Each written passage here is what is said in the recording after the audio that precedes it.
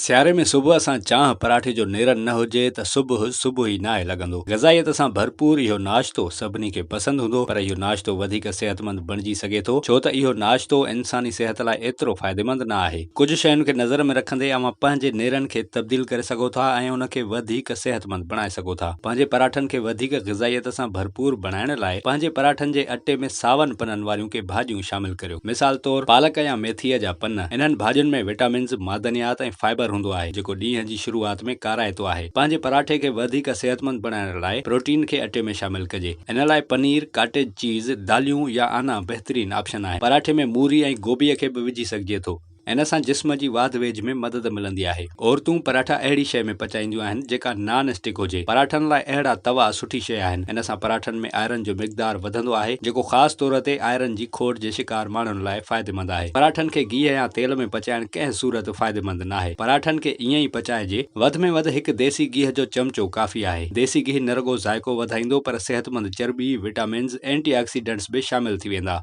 जेतोणीकि पराठनि ऐं चांहि खे शौक़ सां वापरायो वेंदो आहे, पर तंहिं हूंदे इहो सेहतमंद नाश्तो न आहे। पराठे खे ॾही, चटणी या घर में ठाहियल अचार या खटे सां खाई सघिजे थो। प्रोबायोटिक सां भरपूर ॾही हाज़मे लाइ सेहतमंद हूंदी आहे। प्रोटीन सां भरपूर पराठो ऐं प्रोबायोटिक सां भरपूर ॾही हिकु सेहतमंद नेरन आहिनि। इन सां ग़िज़ाई शयूं सेहत जो तवाज़ुन बरक़रार रखंदियूं आहिनि।